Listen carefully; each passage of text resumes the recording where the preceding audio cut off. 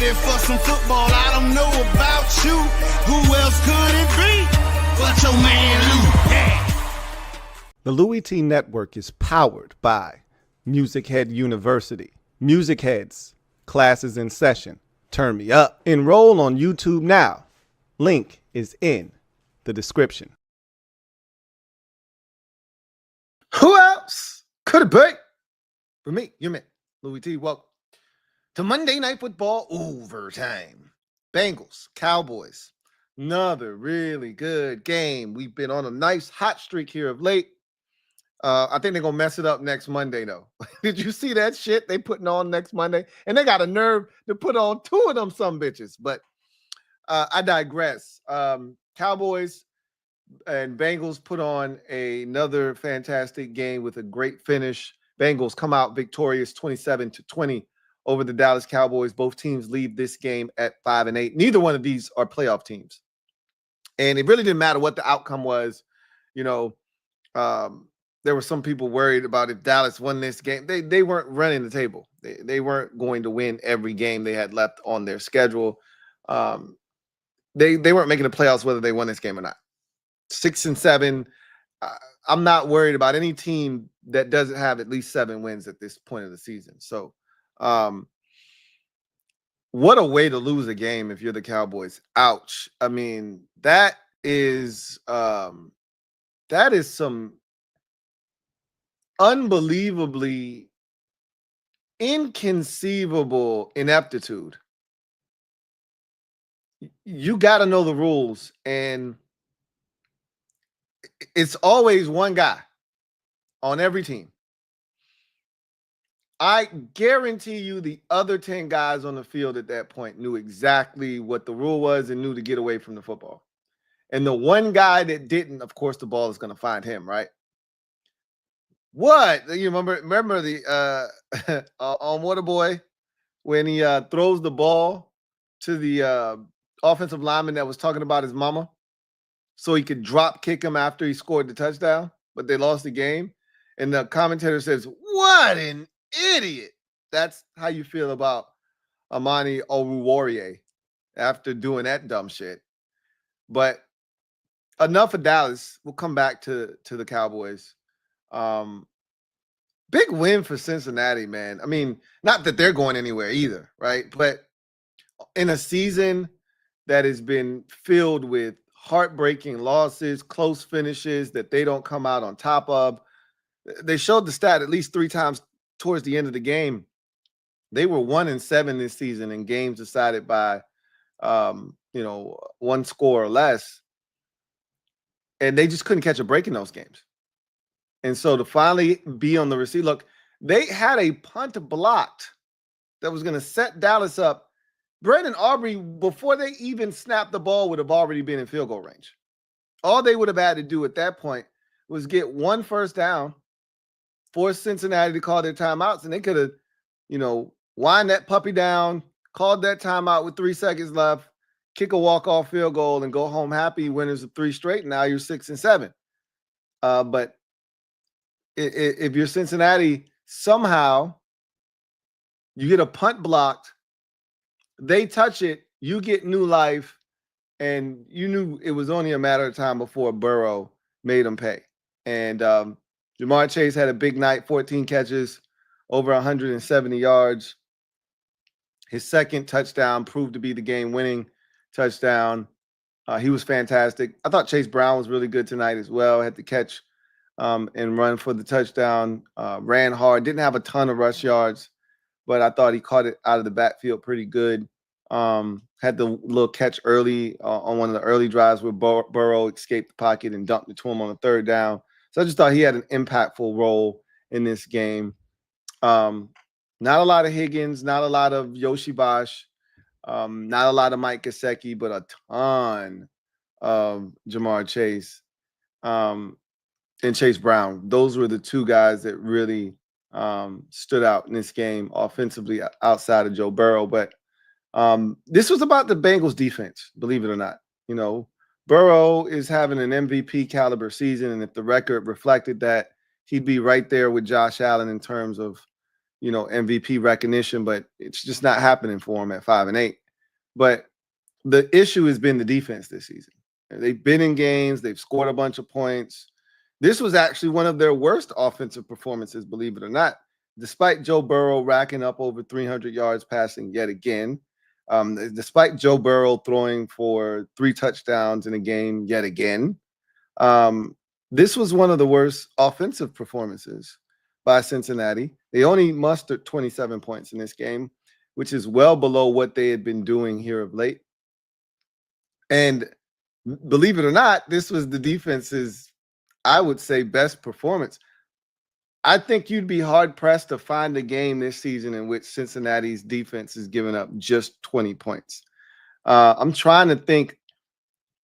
Yeah, okay, so they held Cleveland down, I think, in a game they won earlier this season in Cleveland, which is a place that they usually don't win. I think they held them down to like maybe 13 points or something like that, 16 points, whatever that score was. And they came out of that game victorious. But I can't think of any other games this season where they gave up less than 20 or less. The Giants, yes, they did it against the Giants too. Those are probably your 2 games. I'm pretty sure there's not another one on the schedule. Wait a minute. They beat up on the Raiders, I believe it was, early in the season when they were trying to get their act together. That might have been another one. That might have been. But you notice the trend here, right? All bad teams. And then add Dallas to that list now, as they could only muster 20 tonight. It's been a rough go of it for them. To finally get a performance from your defense where they create turnover, force a few, punts, and even though your offense wasn't terrible tonight, it wasn't what you had been. And so this defense usually is working off of the anticipation of we're going to get at least 30 points to work with. That wasn't the case. So their margin for error shrunk significantly when they saw that the offense was having a tough go of it tonight. And they had to step up. And where they did their damage. I'm a big red zone efficiency guy. It's one of the stats that I look at every single week. If you want to find out where a game was won or lost, a lot of times you can go straight to that turnover category. You can go straight to the third down conversion rate. But my favorite category to look at is red zone efficiency, because generally that tells the story. And at one point, the Bengals were 2 of 2 in the red zone, and the Cowboys were 1 of 3. And that's where games are won and lost. Now, eventually, Cincinnati got down there, had to settle for a field goal. That's what tied the game up at 20. So I would imagine that they ended up at 2 of 3 in the game, and Dallas probably ended up at 1 of 3 in the game. But that was where the biggest difference took place. I'm trying to think. Cooper Rush's second passing touchdown was probably in the red zone, so they probably ended up 2 of 4. But their biggest issue, because he had 1 to Cooks, and the first one was to CeeDee Lamb. So 2 of 4 in the red zone. And the Bengals were 2 of 3 in the red zone. And it's one thing to not come away with the touchdown. It's another thing, a totally different thing, to come away with no points at all, which Cooper Rush threw a pick on one of those possessions early on. And so you got to credit Cincinnati's defense for stepping up, making some plays, getting off the field, including at the end of the ball game with all the things that had happened. When Jamar Chase scored the touchdown, my immediate attention went straight to the lower corner to look at how much time was left. I knew Dallas had all 3 of their timeouts. I know it's Cooper Rush, okay? And I know they're not dumb enough, like the Commanders were, to kick it to Kevontae Turpin. So they're starting at the 30. I've said that these new rules are set up for a team down, 7, 4, 3, whatever. It's set up for a team, if they've got timeouts, to go get points, right? And even if that means scoring a touchdown, 1 minute and 1 second left with 3 timeouts, starting at your own 30 is an eternity. You got plenty of time to do what you need to do. And it started off well. He got a completion on that opening play. And so credit their defense for stepping up, getting the sack, and creating a little bit of havoc there on that last possession, because they could have easily wilted under that late game pressure, especially after giving it up on that first down play and having that drive start off with a solid gain. It could have unraveled for them, but it didn't. And I think one of the biggest reasons why Cincinnati won this game is they were relentless with their pressure. One of the things I thought about when I thought back to the Commanders game, and that was my mindset going into the game, was like, don't give them one-on-one coverage. Don't blitz Cooper Rush. Just rush forward, play coverage, and make him pick you apart. Well, that's what he did to us. He picked us apart. Cincinnati did the exact opposite. And I think that's how you got to attack Cooper Rush. He doesn't want to be sped up. He doesn't play well under duress. He does not play well when the clock is sped up. He plays well when things are calm, right? Where he's got time to survey the field and make an accurate throw. He does not throw a good football. His balls are often wobbly. Pause. The touchdown he threw to Cooks, that shit was all over the goddamn place, right? His shit is always all over the place. He does not throw a tight spiral. So if you speed him up, that is affected even more. And you saw it at the end of the game. They came with pressure. He throws the thing 10 feet over the tight end's head. He had a wide open CeeDee Lamb. If he had time in the pocket to go through his reads, maybe he gets to CeeDee Lamb. Maybe he makes a more accurate throw. They came after him. They came after him in this game. There was a third down where Geno Stone comes right up the A-gap, untouched, free hitter. They should have been able to pick it up. Looks like two guys blocked one. The tackle and the guard blocked the same guy. Doesn't matter. Geno Stone comes untouched, and he's got to get rid of it. That's on the third down. They were relentless with their pressure tonight. And Cooper Rush started out this game comfortable. As the game wore on, I thought Louie Anarumo got really, really aggressive and realized we can't sit back. And I think I heard Troy or Joe, one of the two, say during the telecast that a week ago against Pittsburgh, their goal was to play two high safeties, keep everything in front of them, and they still gave up big plays. And so this game, they did the opposite. He was like, I'm just throwing caution to the wind. If we get beat, we get beat. But I'm not going to just sit back and let Cooper Rush pick us apart. And it was the right move. And I think that's the blueprint moving forward. If you're playing Dallas with Cooper Rush at quarterback, like, make Cooper Rush make throws under duress. Come after him. Like, on one hand, you're like, man, I don't want to get beat on a slant by Kevontae Turpin, or man, I don't want, like, I'm not telling you to send 7. They were sending 7. They were going cover 0. No safeties in the middle of the football field. Everybody's man across the board. They didn't give a shit. I'm not telling you to do that because we saw the Texans do that. He hit Kevontae Turpin on the slant and he was gone. I still don't understand why the Cowboys don't get it to Kevontae Turpin more. But you already know where I stand on that. It's one of the big mysteries of this Dallas Cowboys team. With that kind of talent, he should be touching it 7 to 10 times every game. And there are weeks where he doesn't touch it on offense at all. And that just boggles the mind. But that's nor here nor there. The bottom line is credit Cincinnati for being aggressive. They don't have their starting corners, right? They got injuries and they got guys in that secondary. It's a patchwork group back there, right? But they found ways to get it done tonight. It was not a great tackling defense to begin with coming into the game, but they weren't terrible tonight. Defensively, they got it done. They made the plays when they had to be made. But they're still a bad team. And, with the game on the line, getting your punt blocked is a tall tale sign that you suck, because that's when the attention to detail needs to be its greatest, right? In that situation. And somehow a free, guy comes through and is able to block that kick. That can't happen. It really should never happen, but it definitely can't happen there in the late stages of a game where it's tied and you got a chance to win.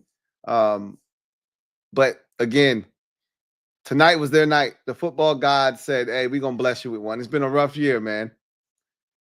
I know you've been struggling. Throw you this alley tonight, man. You better dunk it because I ain't gonna give you too many more. And Burrow said, "Hey, look, you ain't got to tell me but one time, bro." So he got the opportunity, he took full advantage, and Jamar Chase did the rest. And the defense got the stop at the end when they needed to, and they secured the victory. Something that Bengals fans haven't heard a lot of this season, but the defense got the stop and secured the victory, 27-21 or 27-20. Joe Burrow continues to play at a ridiculous level. He was fantastic tonight, and they missed a face mask. It happens. He was spectacular. Another 300-yard performance, another 3-touchdown game. He had the one interception. That was probably the one throw he'd like to have back tonight. That and the miss to T. Higgins in the end zone when they had to settle for a field goal. He had one-on-one. I think he'd like a better ball in that situation, but he was pretty damn good tonight, man. Even when the pressure was there, he stepped up. He created more time. He was fantastic, like he's been all season long. Hope the knee is okay. Obviously, he put a sleeve on it, but and finished the game. But it doesn't mean that he's good, right? We've seen dudes do that before. That adrenaline's pumping, blood's circulating, flowing, so you're good. Tomorrow he gets up, the knee swells, et cetera, et cetera. So hopefully he's good tomorrow. Speaking of good, I feel bad for DeMarvion Overshown. That guy is a budding star in this league. You could see, like I was talking to Boss Man on Thanksgiving, and I said, now the Cowboys have two guys you have to be aware of on every single play, 13 and 11. And when he got hurt, I thought they were going to really start to struggle defensively. They really didn't. Obviously they still got stops at that point of the game after he left. It wasn't until, obviously the block punt and the touch there that allowed their defense to be put in a tough spot.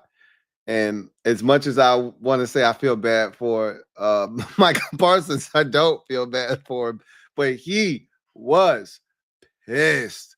Man, he was hot. He was so pissed. Normally, guys, it's a brotherhood. Dudes are chumming it up after the game. CeeDee Lamb and Jamar Chase were about to swap jerseys.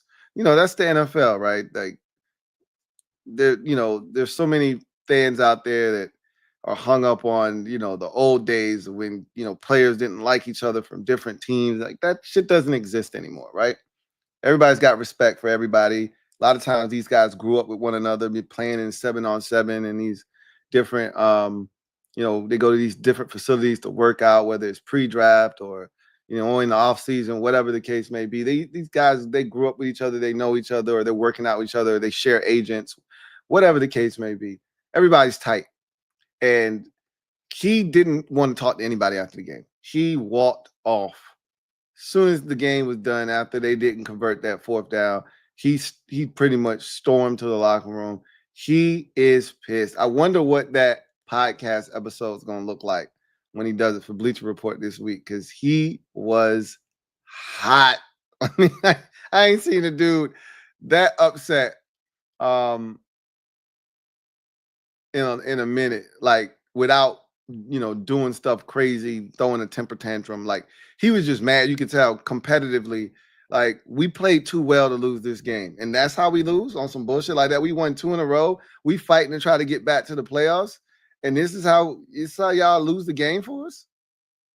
A dude that we just activated today who's a bum is touching the ball. That's how we lose, because of him?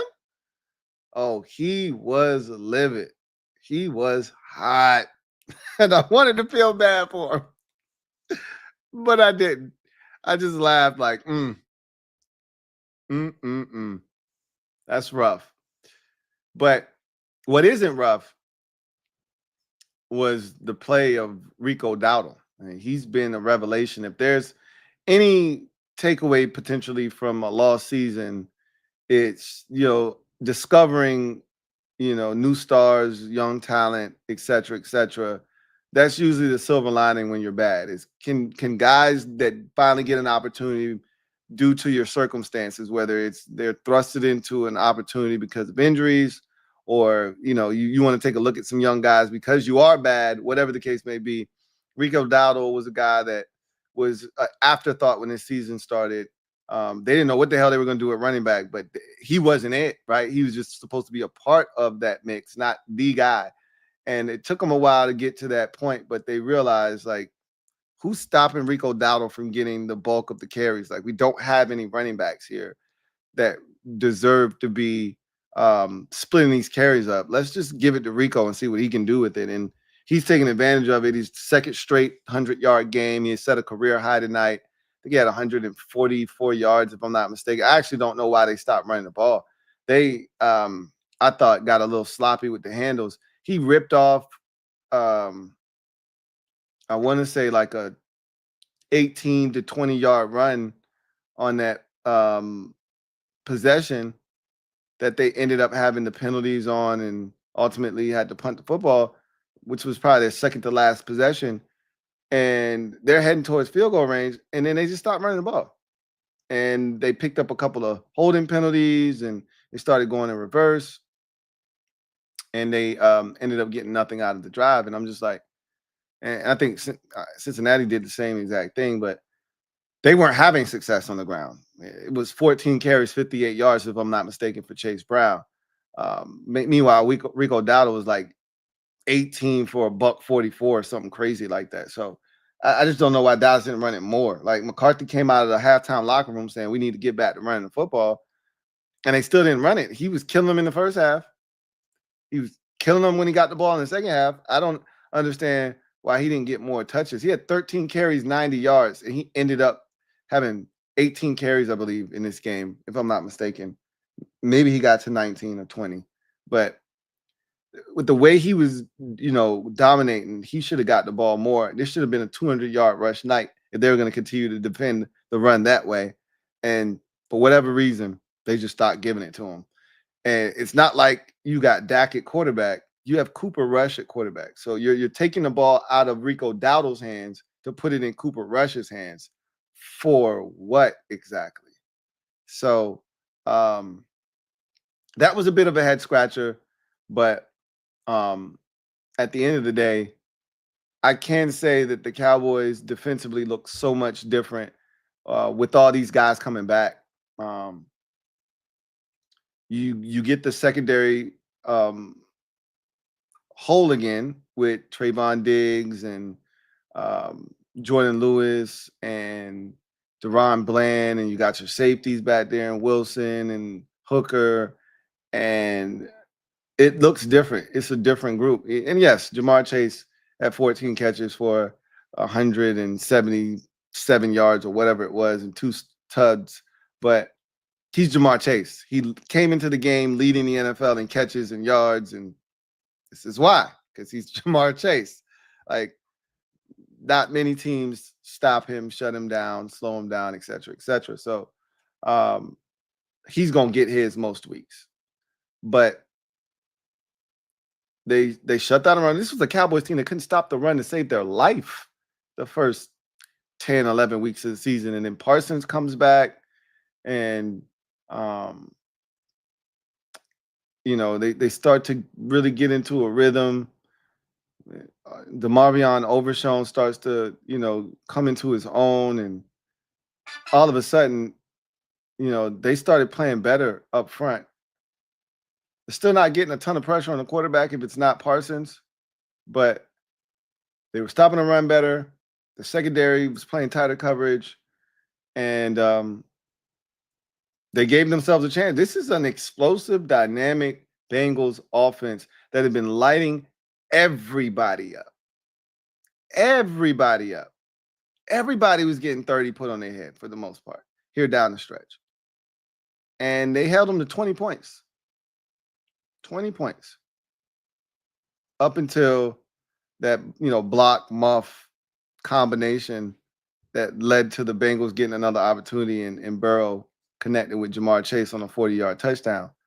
But that's why Michael Parsons was pissed, is because you could argue they just turned in one of their best defensive performances of the year, and they didn't do anything wrong really defensively. I mean, they still gave up. They didn't have to give up points there, right? Like, it's not like that muff gave Cincinnati the ball at the Cowboys 18-yard line. They were still at their own 40 or so. Like, they still had to go 60 yards for a touchdown and another 30 yards for a field goal.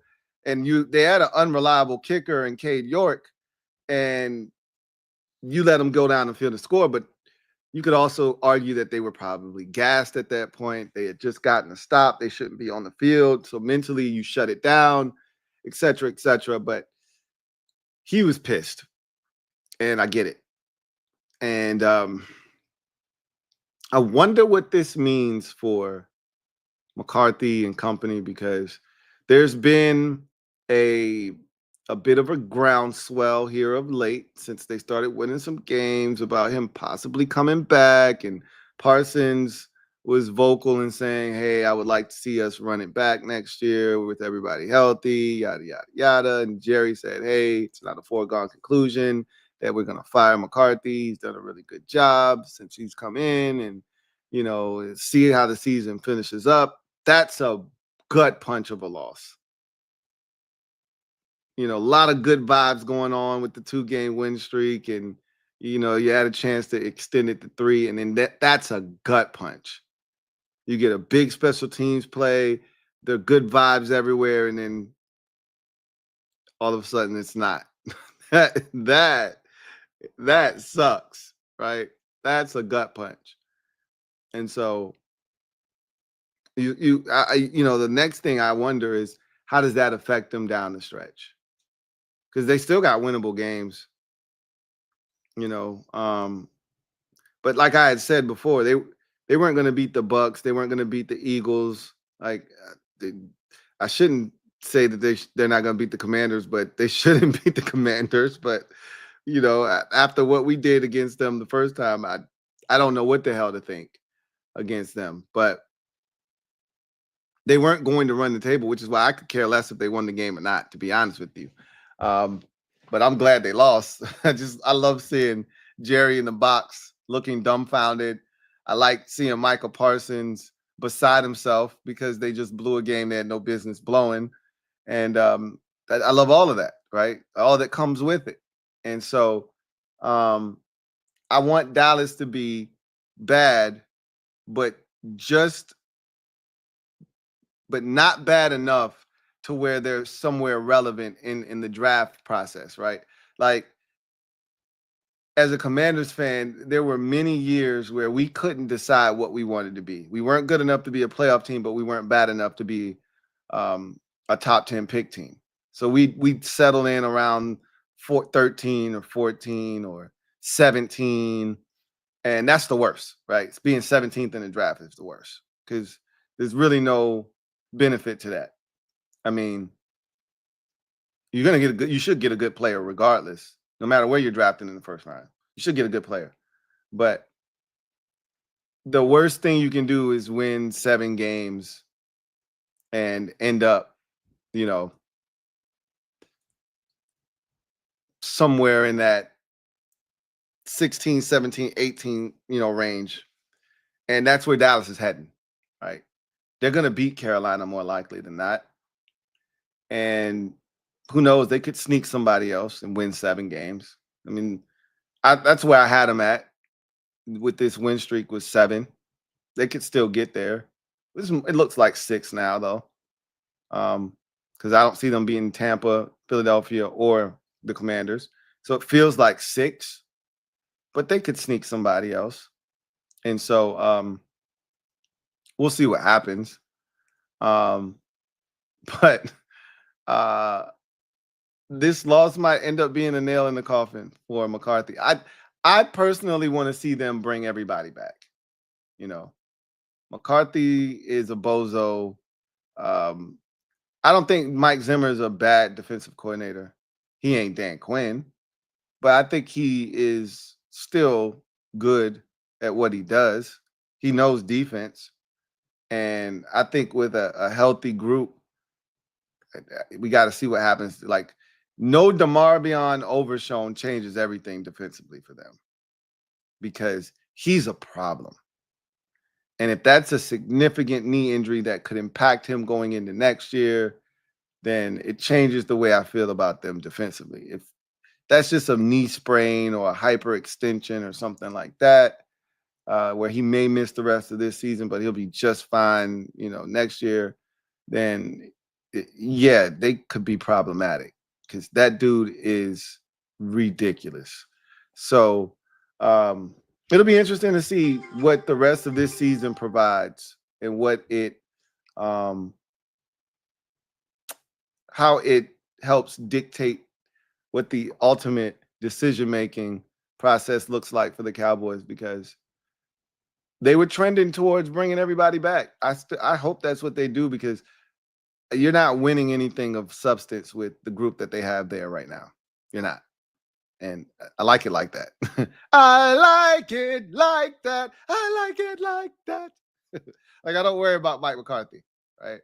I don't worry about Dak Prescott. It's a lot of things I don't worry about. But if you get the right people in there, like a coach that looks at Devontae Turpin and says, bro, you're going to touch this football 7 to 10 times a game. Like, they get somebody, a real coach in there that understands his personnel and what, like, Rico Dowdle was hot, like fish grease hot tonight. They just stopped giving him the ball. And they put it in Cooper Rush's hands. Like, that kind of stuff never makes sense to me. How Turpin isn't touching it 7 to 10 times a game, how your running back is having a career high night and he doesn't have 26, 27 carries because of the way he was eating. That's a 200-yard night. They just decided, nah, we're good. Going to let Cooper Rush win the game for us. I want that kind of ineptitude to remain in Dallas, right? So I'm hoping that he does just enough to be back next year. But we'll see what happens, man. That's a tough loss for the Cowboys, who had won 2 straight, thought they could make it 3, thought they could maybe make it interesting, wanted to remain in that in the hunt category. You're pretty much dead now. Like, when they put that in the hunt graphic up, you're probably not going to be included in that at 5 and 8 now. At 6 and 7, you'd have been right there with the likes of Atlanta and San Francisco, and you would have still been alive and well and kicking in the wild card chase. I mean, those teams, I think they're, pop. I think they're dead as well, but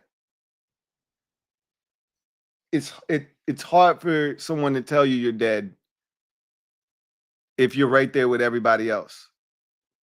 You're dead now because you came into this thing at 12. Had you won and got to 6 and 7, you'd have jumped all the way up to like 9 somewhere, right?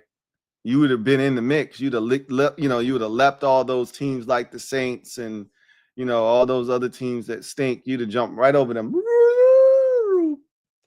But now you just chilling with the rest of them. Saints, all of those teams. You sitting right there with them, cooling. So Bears, all of them teams, you sitting right there with them, chilling. And for the Bengals, it's just too little, too late. It's like JoJo. Man, it's just a little too late. You had every opportunity to make something of your season, and nobody wants to play the Bengals. If you were with Joe Burrow, nobody wants to see this team in the postseason, but they won't have to, so it's not a big deal, right? You had every opportunity to make something of this season, and it's just a little too late, right? They get the win though, and both teams are 5 and 8. So, with that said, let's get to the comment section. But before we do that, we are going to get a word from one of our sponsors, BetUS. So we'll go inside the odds, powered by BetUS. Fresh off of this Leon Lett style loss for the Cowboys. I mean, everybody remembers that one of a certain age. Thanksgiving, I want to say the score was like 10-10 against the Dolphins. Cowboys block a field goal, and they were going to have matter of fact, the score might have been like 12-10. They were going to win the game. Game was pretty much over. And I had never seen snow in Dallas before. It was the craziest thing. I don't think I've seen it in Dallas since. But there's snow on the ground. It's crazy. And the ball gets blocked, and Leon Lett goes stumbling over there and kicks it, and the Dolphins recover. And I think Pete Stoyanovich was their kicker. He comes on the field, kicks a game-winning like 26-yard field goal or whatever, and they beat the Cowboys like 13-12 on Thanksgiving. And it was hilarious. My dad was pissed. He was pissed. This wasn't quite that, but it was close. Let's go inside the odds, brought to you by BetUS. Inside the odds.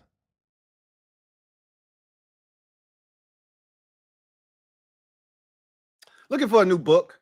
BetUS has you covered. Fastest payouts in the industry. Get up to 10% back on your net losses twice a year, as long as you've been active the last 6 months. And here's the big kicker. For new users, use the promo code YouTube150 to get your 150% sign-up bonus on your first deposit up to $2,000, and your next two deposits up to $2,000, 125% sign-up bonus when you use the promo code YouTube150. Remember, bet responsibly. Only bet what you can afford to lose, and this is the big one. Do not chase your losses.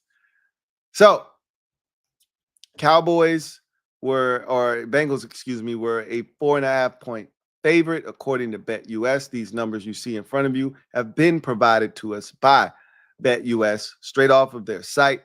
You should go check it out. Number of opportunities to put some money in your pocket. Also, that new prop builder that they have, pretty dope. 4.5-point favorites were the Bengals going in. Obviously, they covered there late with the touchdown, winning the game by 7. The over-under total was 50. I think I had the number at 48. I think I had it at 48. So I would have taken the under. It obviously went under. Did I have it at 48? I think I had it at 48.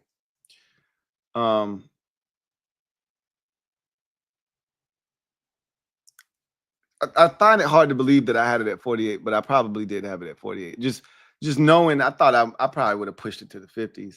Let me check. I feel like I pushed it to the 50s because just knowing Cincinnati's defense, I think I would have, 54. I'm about to say that doesn't sound right. Not with Cincinnati's defense this season.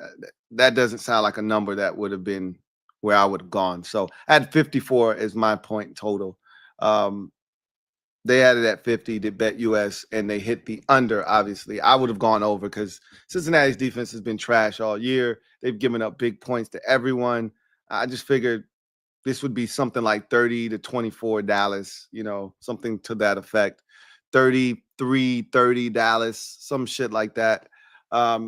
They had it at 50, and they had 27.5 for Cincinnati, 21.5 for the Cowboys. That doesn't equal 50, but whatever.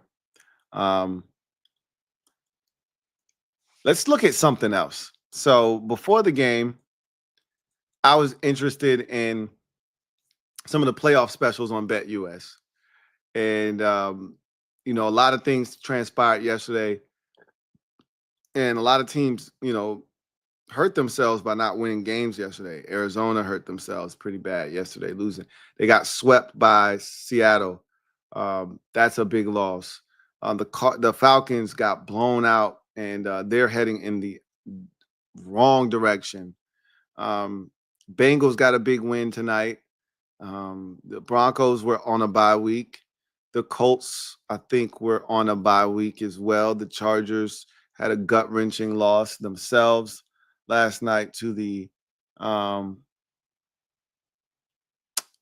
Chiefs.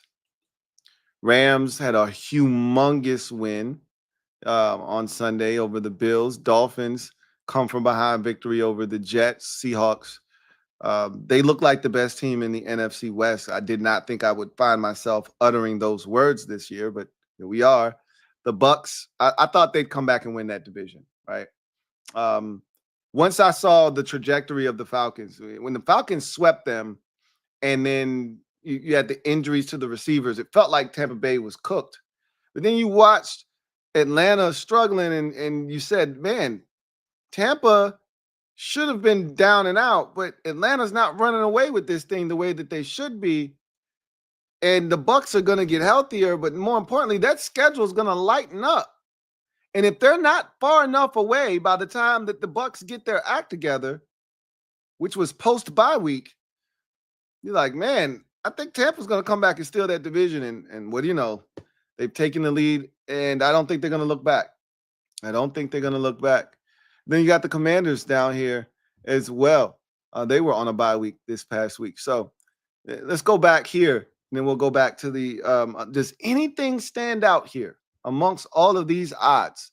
Do any of the odds, do any of these numbers, is there something you like here that you would jump all over? I don't think Arizona's making the playoffs. So none of this makes sense here. Atlanta, none of those numbers are enticing enough to put down money anyway, right? They're kind of hedging their bet with the Falcons. Like they could, but they might not. They probably won't, but they could. So they're kind of hedging it. Those numbers aren't sexy. Bengals to make the playoffs at plus 1,200. They don't play well, defense well enough for me to feel comfortable putting down any money on them making the playoffs. And again, the likelihood is they don't. That's just why it's minus 6,000. There's no money to be made here unless you're betting for them to make the playoffs. And they're not going to make the playoffs. They're just not going to do it. The AFC almost feels like it's already decided who the 7 teams are. It's just where they're going to be slotted. Chiefs are 1 seed. Bills are going to be your 2 seed. The Texans are going to win their division. They'll probably be your 3 seed. And then, the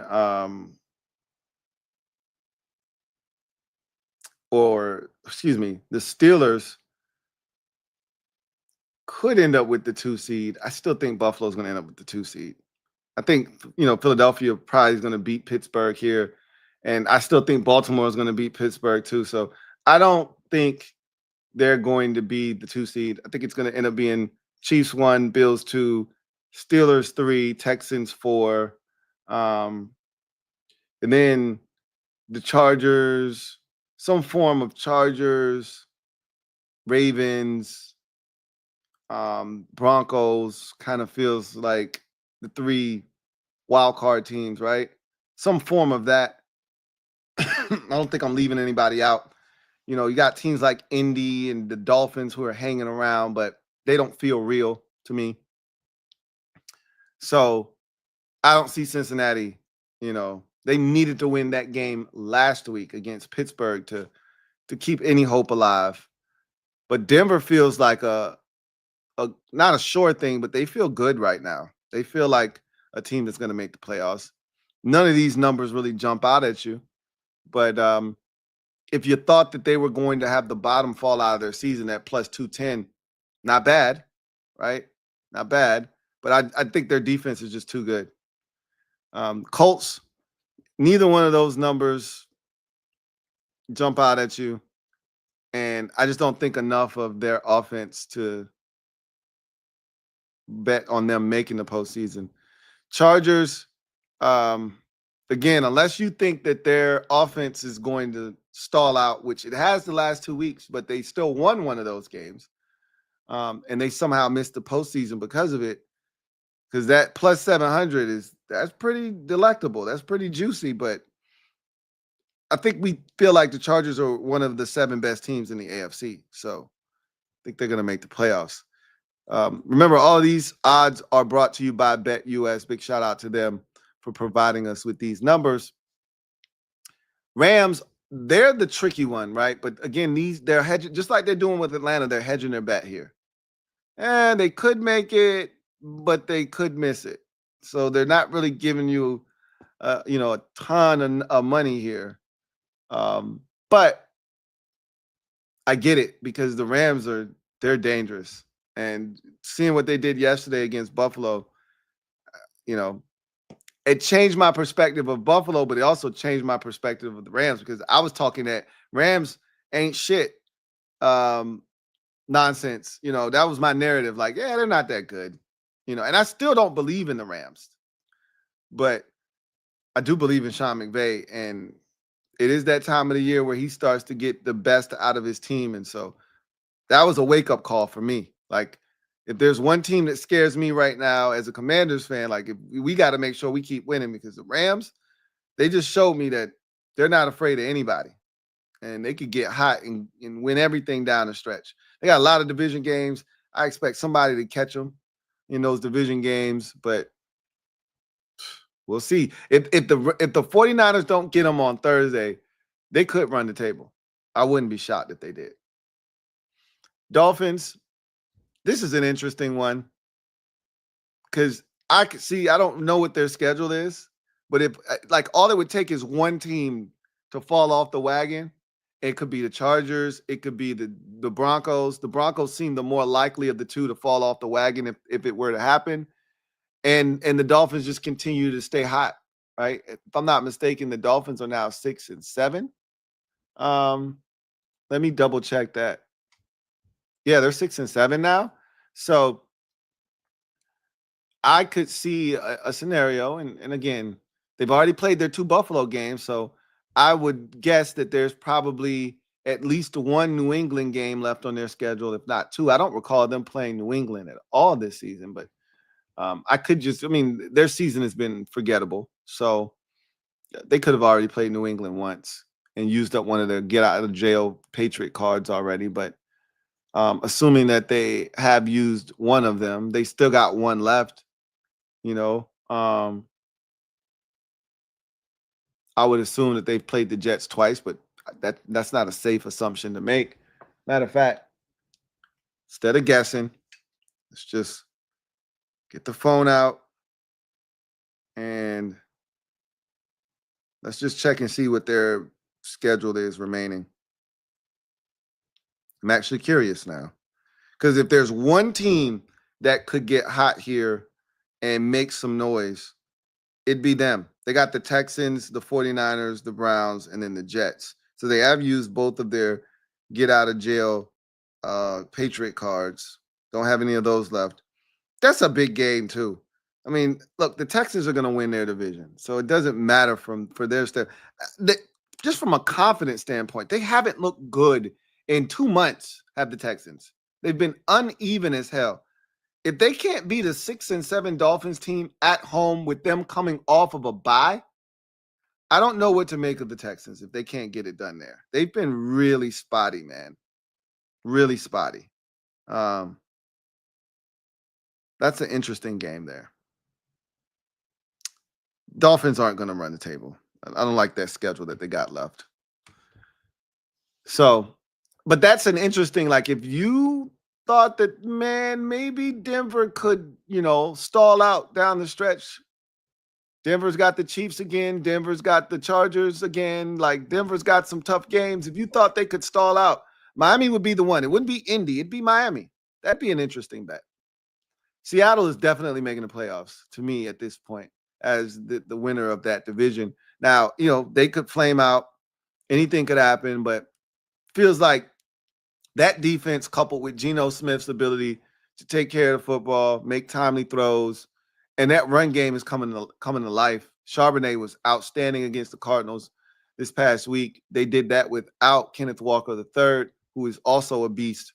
Feels like Seattle's going to win that division. So they're hedging their bets here, like I talked about with the Rams.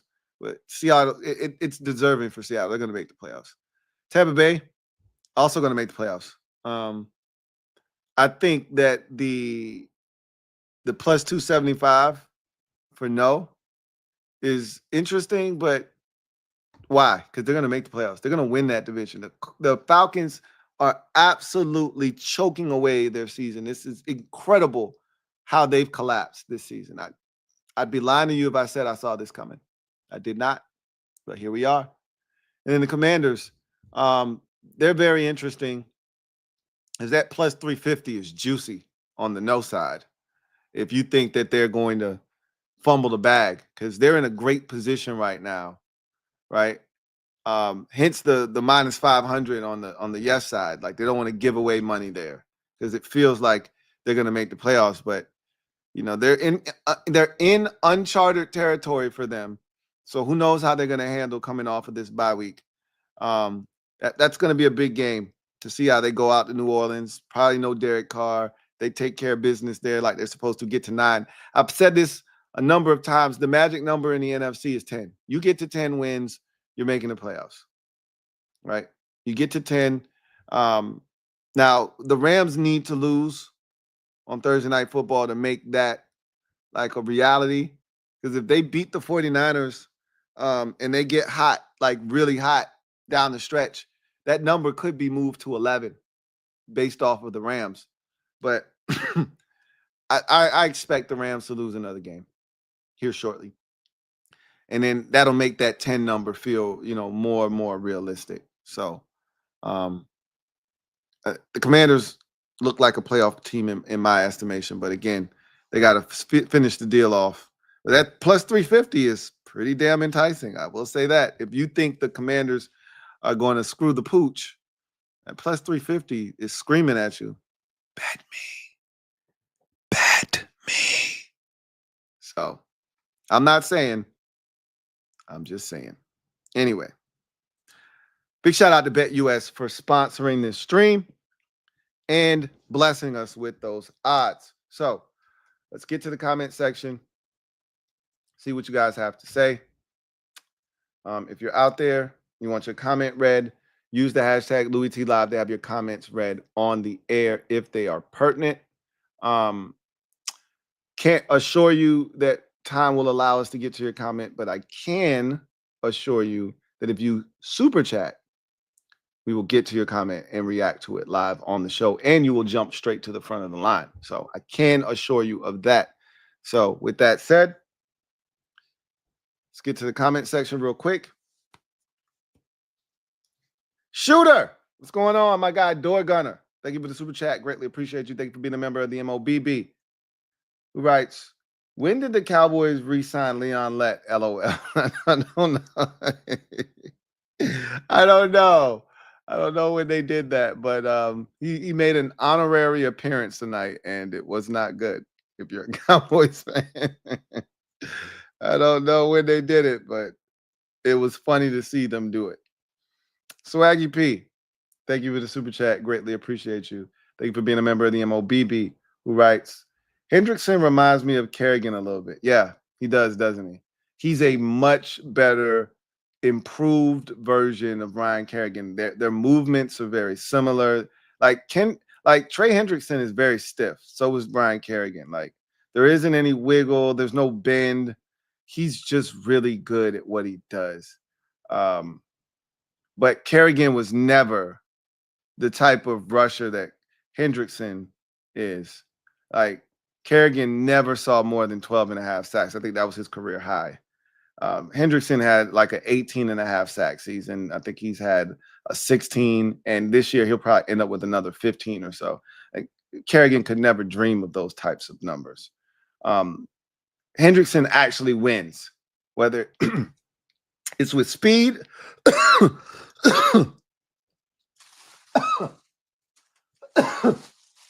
whether it's speed around the edge, which he doesn't have a ton of, but he's got enough of to force you to react. But where he thrives is power. And he's way more powerful than Ryan Kerrigan ever was. Kerrigan would have to catch you off balance to really bull rush you. Kerrigan could move you, but he couldn't finish with the bull rush a lot of times. Trey Hendrickson is a brute. Once he gets into your chest with that bull rush, you're on skates, man. Good luck. You're fighting for your life over there. And that's what you saw in that last sack that he had that pretty much ended the game for Dallas.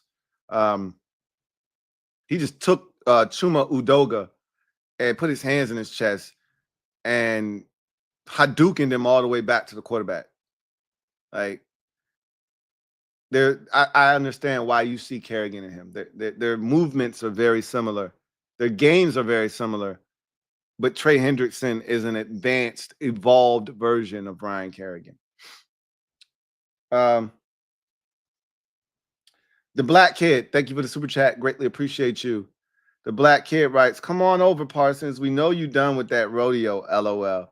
First of all, he's never leaving the Dallas Cowboys. He loves it there. You can't get that type of attention anywhere else in the NFL.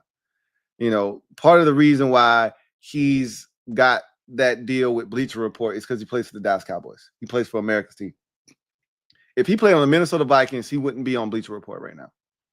I assure you of that.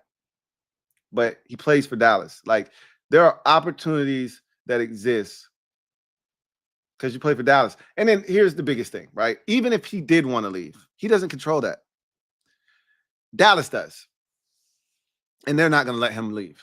If there's one guy that they are not going to let leave that building, it's Micah Parsons. Okay. As many guys as they've signed to long-term deals, you know, as many guys as they've let leave, because you can't sign everybody. He ain't one of them. Trust me. They'll franchise tag this man, you know, twice if they need to figure out something, but they're not going to let him leave. So he's going to be a Cowboy for a very long time. But I know there are a lot of Commanders fans that would love to see him jump ship. You know how he feels about Dan Quinn, and there is a relationship there. And I know a lot of people would love to see him reunite with him, but it ain't happening.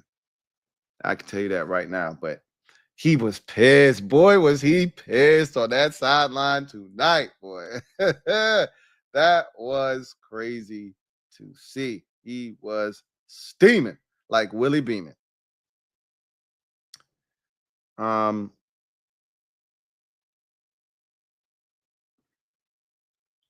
Shout out to Doug H. Stand up. You are the newest member of the MOBB mob. You know what to do. Show Doug some love. Welcome with the open arms. Welcome to the squad, Doug H. Samuel S. says, ain't no way Cade York's girlfriend is one of the Cowboys cheerleader. She bad too, LOL. I was like, Cade York pulling a Cowboys cheerleader? What? Cade must have some swag we don't know about, man. Because he definitely he leveled up without question, right? I'm gonna just assume Cade York has some game we don't know about. Good for him. Good for him. Oh, okay. John Wynn, this is a really good question about you, John. Has Cooper Rush played better than Dak Prescott in Dallas this year? I think you could make the case that he has. Boss seems to think so. Now, that's not to say that Boss wants Cooper Rush over Dak Prescott long term, but for this year, Dak was a turnover machine. And you can say whatever you want about Cooper Rush, and he's a backup quarterback in this league. He's not a starter. Let's get that straight. But he's not turning the ball over. And that's giving you a chance. A lot of his interceptions this year, if you go back and watch them, it's a guy, you know, getting run into or something crazy happening, and that's how the pick happens. It ain't him just making an egregious decision and mistake a lot of times. Dak would just throw in the triple coverage and throw a pick, or, you know, Dak would throw in the, you know, double coverage and get picked. You're like, what the hell are you doing? Why did you do that? That was stupid. Like, Cooper Rush ain't doing that. So he's giving them a shot every week. Every week except that Eagles game. That was his first game. You could tell he was a little, you know, off, like just getting back out there, getting his feet wet, getting settled in. But he's giving them a chance. He gave him a chance against the Texans. He beat the Commanders, beat the Giants, gave him a chance tonight. You could argue he's played better than that this year. Is he better than that? No. And I don't think anybody would make that claim either. But I think he's played better than that this year. I think that's a real thing. Abel Ambrosio. Thank you for Super Chat. Greatly appreciate you, my guy, Double A. Thank you for being a member of the MOBB, who writes, off topic, thoughts on Soto to the Mets. Talked about that last night because the news broke last night. And we talked about it on the Overtime show last night. But to rehash that, it is a lot of money, which we know that the money's going up. Somebody at some point is going to make $1 billion, probably in baseball, more so than any of the other sports. But Juan Soto is a really good player. Defensively, he's not great, though. He's not a great defensive outfielder. And you're paying for him and what he does at the plate. He's good enough in the field that he's not going to hurt you. But he's not a great fielder by any stretch of the imagination. I really enjoyed watching a lot of the reaction by Yankees fans. They were pissed. They were livid. They're not happy. So that's going to be a real thing when you see that Subway Series. They are going to let him have it. Man, that might be worth the price of admission just to see how they absolutely light into his ass paws when he comes to the Bronx for a Subway Series. I don't know if those two teams will link this upcoming year or not in the Bronx, but boy, when they do, it's gonna be crazy. But he's a damn good ball player. I was so glad when the Nationals got rid of him because I wanted him out of the damn division. I was tired of dealing with him. And now he's back with damn Mets, who are actually really good. So not happy about it, but, the Mets want to win, And in baseball, that's a sport where if you want to win, you got to spend to win. You can't be cheap in baseball and expect to win big. You see what the Dodgers are doing. They paying for World Series every year, right? You want to compete with the likes of the Dodgers and the Red Sox and and now the Mets and all these teams with big wallets and pockets and deep pockets. You got to pay. The Mets ponied up. They've been spending big the last couple, off seasons, and I think the offer I saw the Yankees had was like maybe $10 or $15 million less. It must have really been a money thing. Must have been a money grab, which Scott Boras is the best in the business at. Good for the Mets. We'll see how it works out for them. That's a lot of money. Elf Life, thank you for the super chat. Greatly appreciate you. Elf Life, thank you for being a member of the MOBB, who writes, got to cut that stash off, Lou. I mean, it doesn't matter at the end of the day. I asked my barber, should I cut it off? And he was like, I mean, you can cut it off, but there's no guarantee it's going to grow in any better. So it don't matter. I mean, I could do a better job of trying to keep maintenance of it, though. I don't do a great job of maintaining it because I'm defeated at this point with the stash, So it is what it is, man. J.2626, thank you for the super chat. Greatly appreciate you. Thank you for being a member of the MOBB, who writes, what's going on with Hurts and Brown? Another flame out coming? I don't know. I really don't know what to make of the situation. It's just funny because Eagles fans are getting mad. And I'm like, we didn't do anything. All we're doing is reacting to what people are telling us. Like, we didn't put a mic in front of A.J. Brown's face and make him say that the passing game is the problem with the offense. We didn't do that. He did that. We didn't go to Brandon Graham, who's still technically a member of this Eagles roster despite being out for the season, and put a gun to his head and make him say that they were friends, but they're not friends anymore, and they need to figure it out because you can't let the personal get in the way of the business. We didn't do that. You did that. Don't be mad at us because guys are putting a narrative out there, and now when the media runs with it, or people like myself see it because you said it and say, uh-oh, trouble in paradise, and y'all trying to tell us there's nothing to see here. Well, don't fuss at us. Fuss at the people who are fanning these flames, okay? You're throwing the accelerant on this. We didn't even ask for a fire. We didn't ask for this fire. We didn't start it. You guys started this fire, and you're pouring accelerant on it. Don't be mad at us when we point and say, oh, it's a fire. It's a fire. Look. We don't know what's going on, if there's anything going on at all. I can tell you this. Jalen Hurts is a passenger. I can tell you that much. And A.J. Brown is like, yeah, he's an effing passenger. And I'm sick and tired of him not driving this whip. Like, think about this. They're going to have a 2,000-yard rusher this season.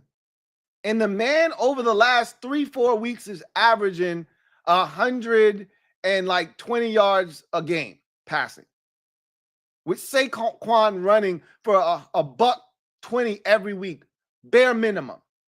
And you can't get any play action fake off of that. You can't get any deep shots. You can't get any chunk plays off of that. There should be big play galore with this offense, because you got to bring that extra defender in the box to deal with Saquon. So you should be getting one-on-one matchups. A.J. Brown is open, folks. But your quarterback can't get him the football. It's not like they got pressure on Jalen Hurts. He can't stand in the pocket and deliver the football. He's a basic. And A.J. Brown's starting to get frustrated. He was like, shit, I didn't even have to deal with this with Ryan Tannehill. Again, it is what it is, right?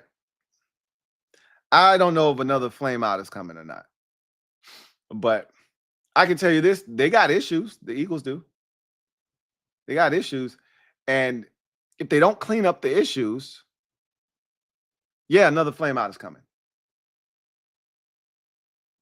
And the funny thing with the Eagles, for me, is when they win, they tend to bury their head in the sand and don't address the issues because they're winning. Because winning masks deficiencies. They did it last year. We knew the defense was a house of cards, and at some point it was going to collapse. But they were winning, so they didn't think they needed to fix anything. Then they started to lose, and then they started just pressing buttons, right? You, ex-Patriots guy. Yeah, you come and you start calling the plays defensively. Right? They just start doing random shit, right? I've said this before, and they laughed at me. I said, your coach and your team are front runners. When shit's going well, you guys are awesome. When shit starts going sideways, there's not enough accountability and there's not enough problem solvers in that locker room to stop the bleeding once it starts. And if there's anything that starts to happen, if they start if that could have been ugly. If they lost to Carolina, it could have been ugly, but it could have been exactly what they needed to have happen to fix it before it's too late. Winning that game may give them a false sense of, oh, we're fine. Don't worry about it. We'll get this shit on track. Don't worry about it. And I'm hoping that's what happens. I'm hoping that wasn't enough of a wake-up call. You know, you don't have to lose to get a wake-up call. And if they fix the issues, right, with that win, then they'll be fine. But if they bury their head in the sand and, oh, no, we're fine. There's nothing to see here. We won the game. It's 9 straight. They want to play that card. Good. That's what I want them to do. Because that's the same shit they did last year when there were clear and obvious issues with their team. But they were winning games. So, hey, we're 10-1. Leave us alone. We're fine. Okay, you're 11-2. Okay, we'll see if you're fine.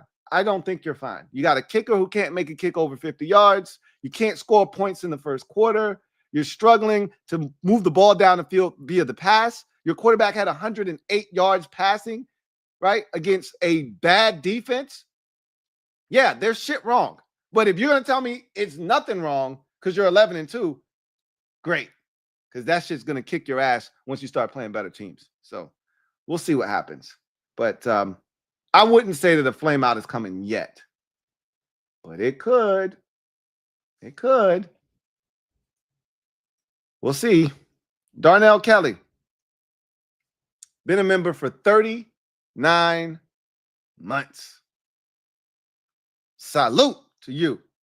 Who writes, when Buck mentioned Leon, I wanted to see Troy's face. How funny that play is to me this day. Still, inversely, it has to steam Troy. I still laugh my ass off thinking about that. Troy didn't say shit when he said it neither, right? Yeah, I was waiting for Troy to go, well, I was there for that one, man. And that one hurt a lot. I was waiting for him to say some shit to add to it. And Troy ain't say shit. He just let Joe have it. I said, yeah, Troy's still steaming about that one, boy. That one's still stuck in his craw. Because normally, Troy would chime in, right? Like, yeah, man, that one, I was a part of one like that. And, those don't feel too good. I was waiting for that one, him just throwing something out there. Troy's silence is deafening, right? His silence paints the picture for us. He was definitely I don't even know. I don't think he was mad that Joe brought it up. He was mad about it, but he's probably like, yeah, I remember that play. That shit sucked. Black Al B, thank you for the super chat. Greatly appreciate you.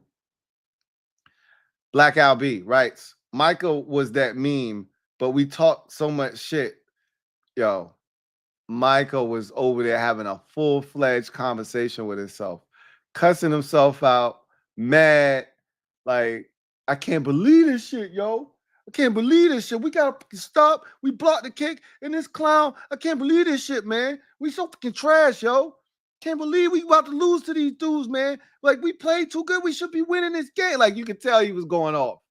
You could tell he was snapping. He was snapping. You know what I wanted him to do when he was walking? I wanted him to kick the pylon. I wanted him to do just one thing to show how pissed off he really was. I wanted him to kick the pylon. He did not give me what I wanted. Good for him. Way to keep your cool. Because I wanted him to kick the pylon.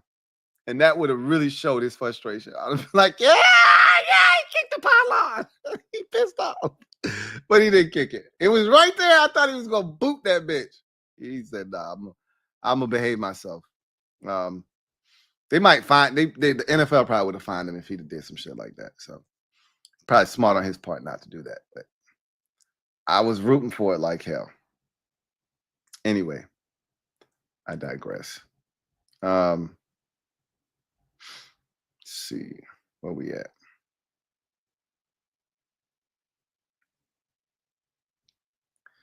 Samuel S. says, beefing with your own teammates while being 11-2 is crazy. Again, we don't know if they really truly beefing or not. I know A.J. Brown's not happy, but we've seen A.J. Brown be discontent, right? We've seen him be a malcontent when they were beating the Giants by 1,000 points in a playoff game because he didn't get the ball. So this isn't new. Like, he wants the ball. Most receivers want the football. Nobody wants to be out running cardio at the receiver position, right? The only difference between A.J. Brown and Terry McLaurin is Terry McLaurin isn't going to even start any type of controversy. They ask him about not getting the ball. We got to do a better job. It's going to be we need to do, he's going to speak French, right? We got to go back to the drawing board. Like, he's going to keep it, status quo. He's going to toe that company line. He's going to make sure he keeps it buttoned up. A.J. Brown ain't doing that. Like, he going to let you know, I ain't do shit wrong. I was open. I can't throw myself the ball. Like, he ain't gonna necessarily say that, but he insinuated that, right? So he didn't if you watch his press conference, it was the little scrum out there. It wasn't terrible, but he, without saying it, walked you up to that line and said, hey, you draw your own inference. I'm not gonna say nothing crazy, but let your imagination run wild. What you think the problem is?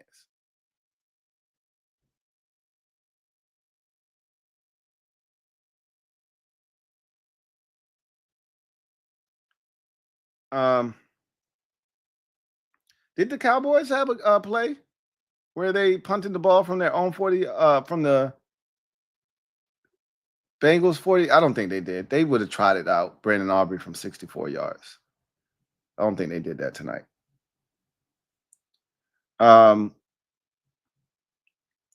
Samuel S. says, why is Justin Jefferson like the only star receiver that isn't a diva? I mean, he got some diva-like. I hate using that word when we're talking about a man. He's got some. It's got to be a better word we can use than diva. I don't like that connotation.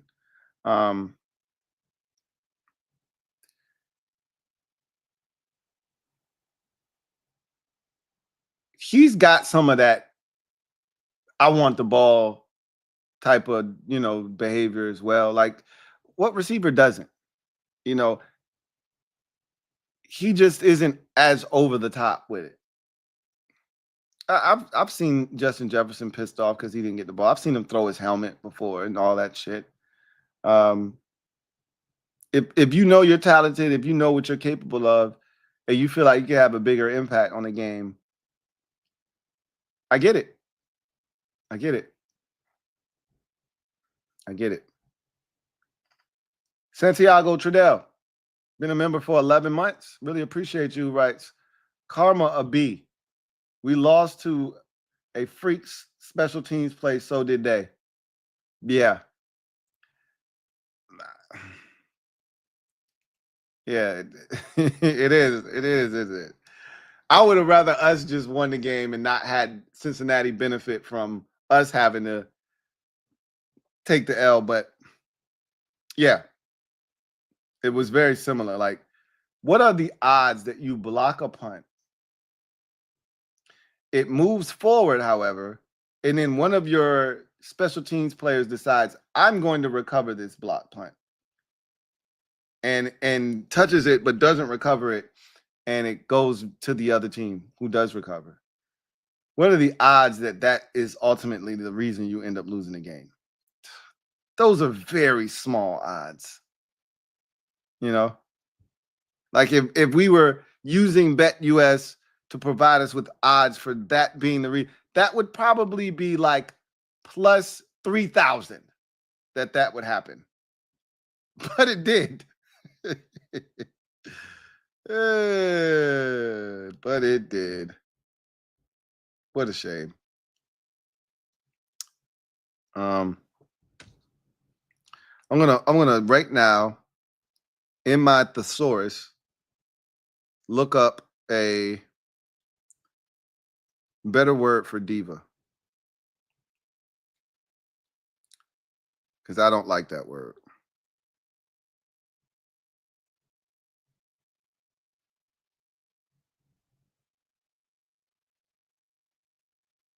All right, let's see what we got.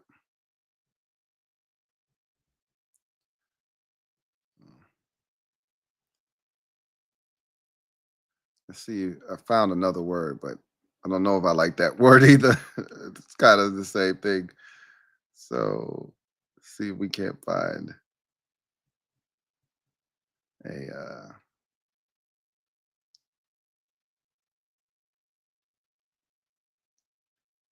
oof, that's not good. Yeah, it's gonna be a tough one. These are not great words that they're giving us here.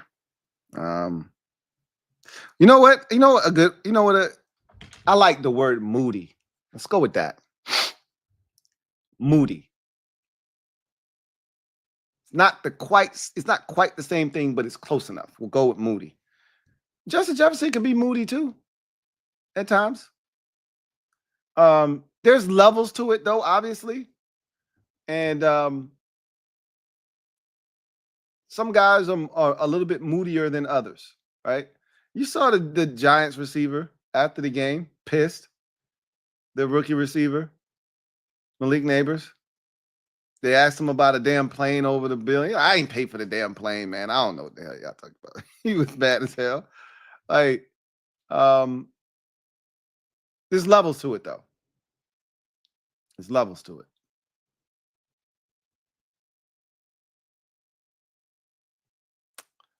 Hassan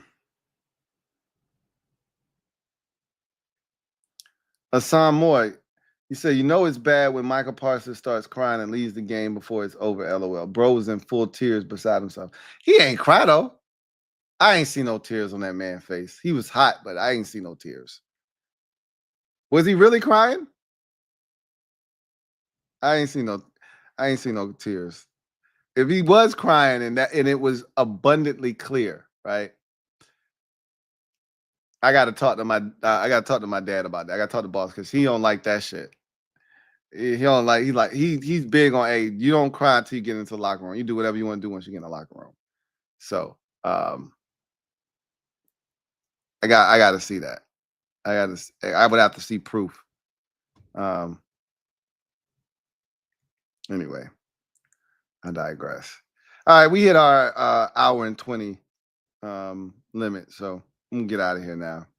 But before I do, want to give a big shout out to BetUS for powering this stream. If you haven't already headed over to betus.com, give it a spin. If you already have a book, it never hurt to just take a peek-see, right? If you don't have a book and you want to have an opportunity to win some money, BetUS could be what you're looking for.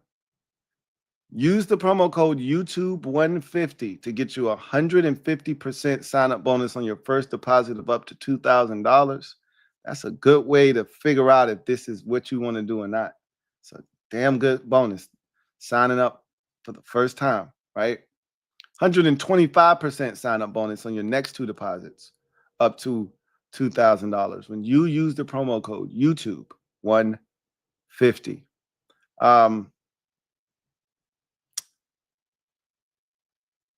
Cowboys fall 27-20 on a freakish type of play where they block a punt late in the ball game, but one of their players touches it and doesn't recover it, allowing Cincinnati to recover the football, setting the Bengals up for what ultimately would be the game-winning touchdown drive.